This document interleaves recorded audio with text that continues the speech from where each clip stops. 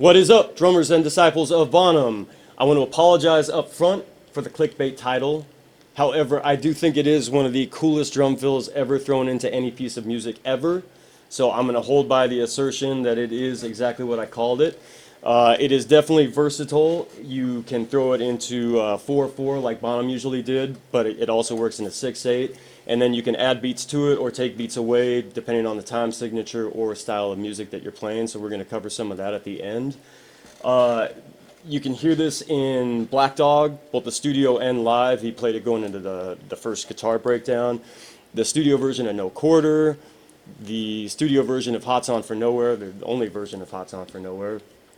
Live, you could hear him play it in Heartbreaker, in a 6/8 feel, I Can't Quit You Baby, Since I've Been Loving You, the beginning of Dazed and Confused, and then also in the drum solo of Rock and Roll, he would throw this part, like a variation of this part in there. So there's a lot of, again, versatility. It's a really cool visual as well, and the part itself developed as Bonham played it more from single strokes on each individual drum to adding a double on the kick, and then ultimately a double with his right hand to just kind of fill it out a little bit more. You get one more note, and it sounds that much more badass. So let's get into it. So the sticking on this is pretty simple overall. It takes place over 2 measures if you're playing it in 4/4, and you're going to have 2 strokes on your left hand, 1 on the right, on the rack tom or the floor tom, and then 1 on the kick. So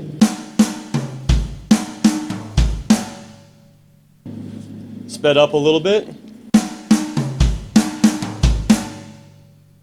and then played in a beat, it's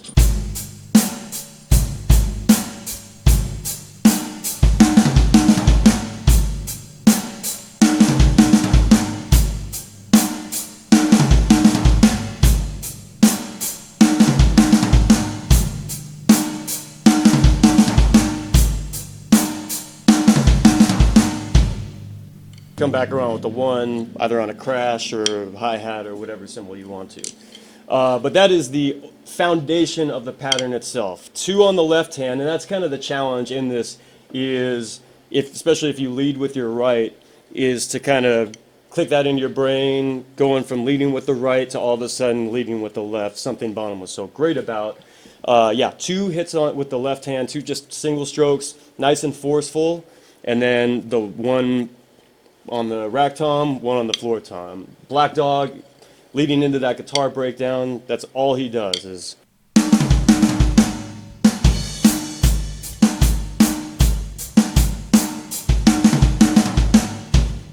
Again, simple, pretty easy overall. Once you get used to transitioning to those 2 strokes with your left hand after playing the beat with your right, you got a solid foundation. You can leave it at that if you want to. It's just a matter of getting used to kind of feeling that groove and accenting it in the right way, making it work the way you need it to. But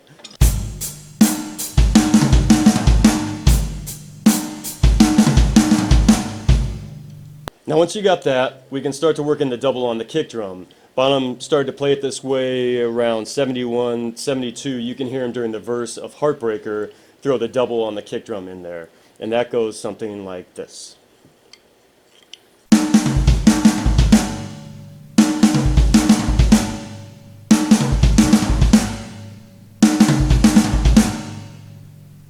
And played with the beat.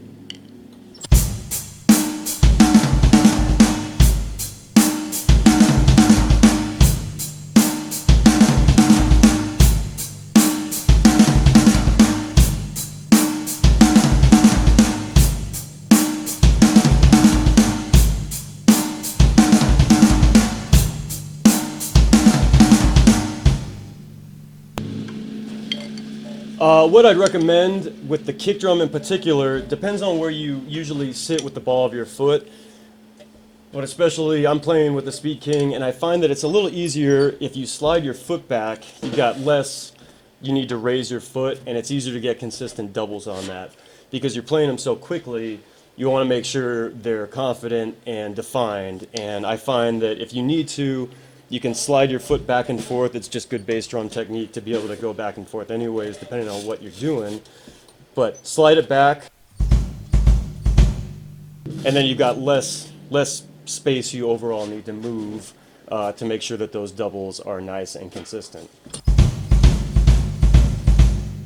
Okay, now that we got the doubles on the kick drum out of the way, we'll move to the doubles on the right hand. You could see Bonham, especially in the Earl's Court footage in '75, really use the doubles on the right hand. He does this in the rock and roll drum solo.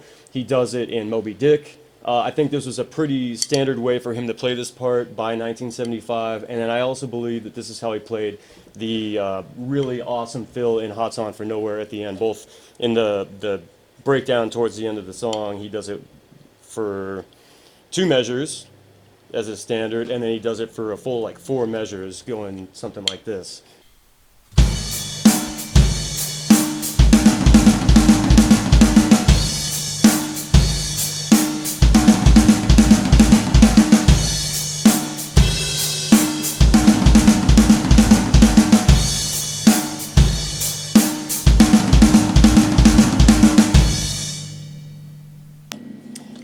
So the trick with this is to, depending on how you play your doubles, you can keep your wrist a little more locked on this and just try and get the rebound with your hand.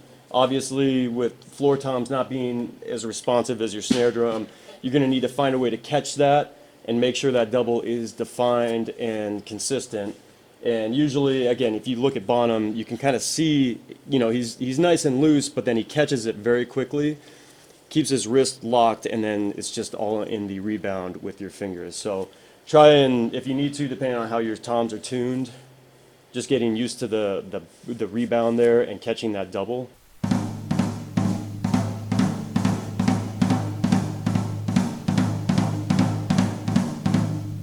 Then the next part to this is following up the double with your right foot with the kick at the right time. You really want to hang back. The beat is still in the same spot, but it's easy to step on that second hit with the kick if you're rushing it. So you want to kind of keep it something like this.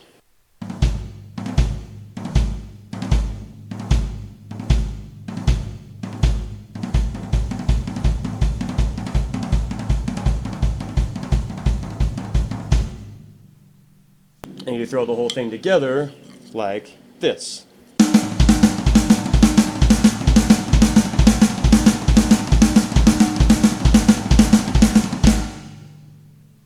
So ultimately, with the way Bonham played it in 4/4, you've got these options. You've got the single strokes, you've got the doubles on the kick drum,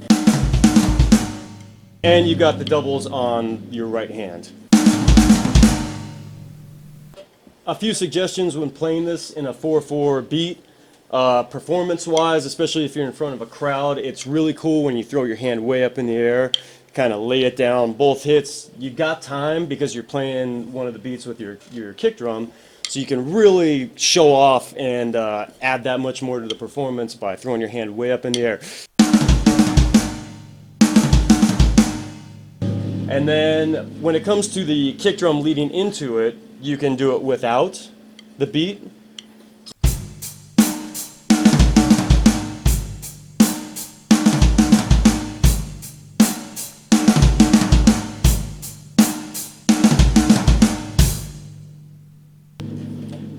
You can do it with a beat leading into it.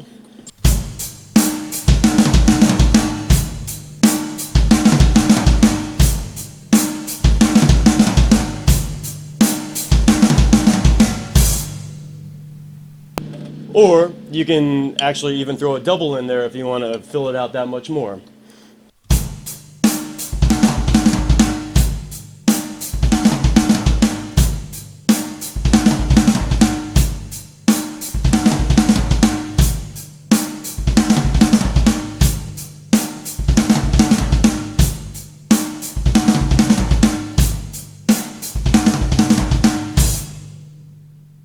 Something like that.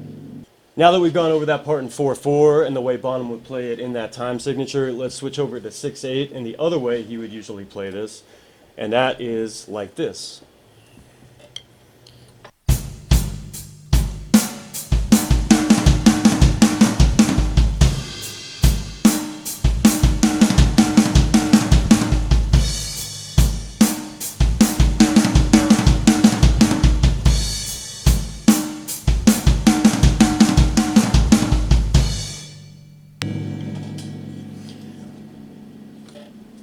With a 6/8 time signature, the way I usually do it is just to count in six. 1, 2, 3, 4, 5, 6. 1, 2, 3, 4, 5, 6. It's really easy with Bonham. He was uncanny in his ability to do crazy fills in a 6/8 time signature and always come back around on the one. Very rarely did it seem like he messed that up. And so if you can find a way to kind of get these stickings down and always have the 1, 2, 3, 4, 5, 6, 1, 2, 3, 4, 5, 6 in your head, coming back up around on the one, I found over time definitely helps with some of this stuff. And in particular, this fill essentially goes.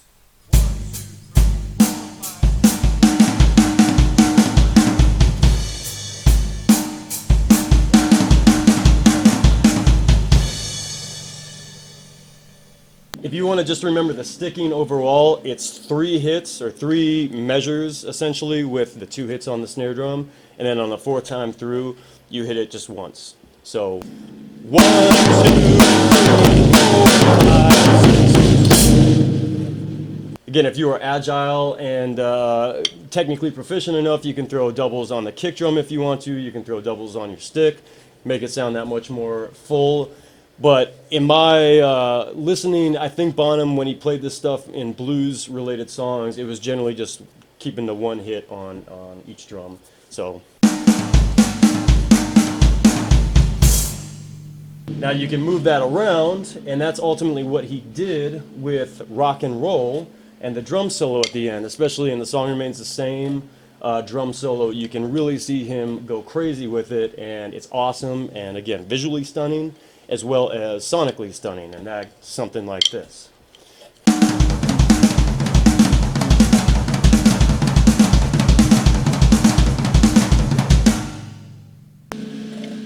As that part went on, he implemented the doubles, and he worked in both floor toms to sound something like this. And then he'd also go back to singles on the snare and just going around each floor tom. By 1975, it ultimately had progressed into something like this.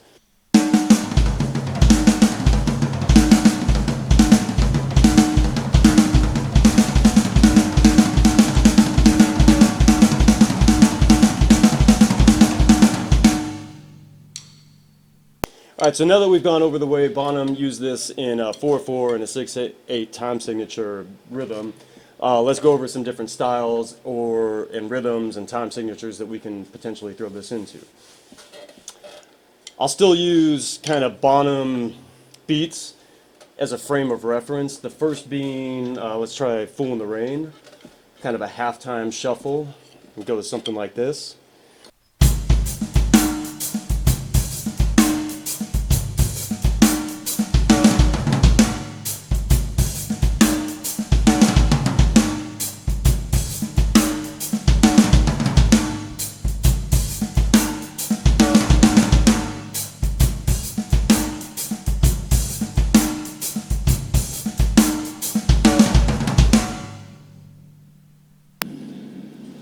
Now let's do something like the Ocean, where it's was that 7/8? So that'll be.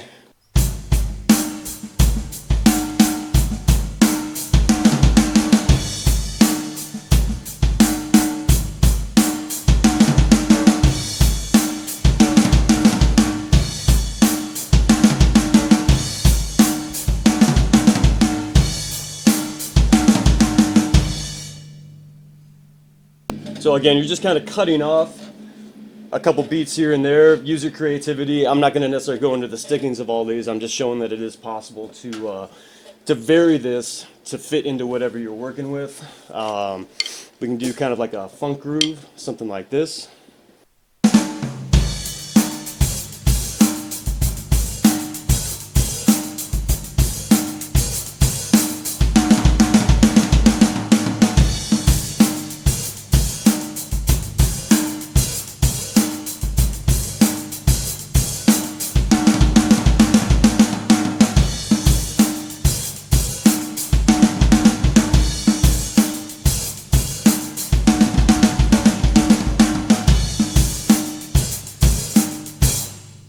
For those that have followed the channel for a long time, or you can see behind, I love the Doors, so we could try a kind of a little Latin bossa nova thing.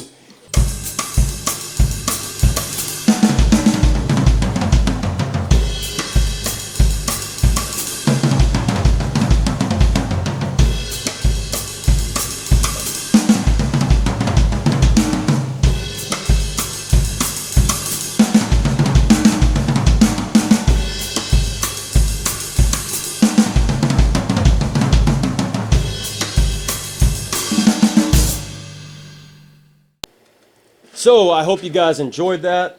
It definitely, again, in my opinion, is the coolest fill you can throw into any 4/4, 6/8, whatever time signature you want to play, whatever style you want to play. I think it gives a cool visual element to it, and it's just a nice, like, muscly drum fill that wows people. And it's Bonham related, and it's even better as a result. So if you haven't already, please hit the like and subscribe button. If you are especially appreciative and you want to become a patron on my Patreon account, I certainly would appreciate it, although it's never necessary or expected. There are going to be plenty more drum covers coming up in the near future, more lessons, all kinds of drum related and Bonham related content. So I appreciate your guys' time. I hope you got something out of it, and I will see you again in the near future.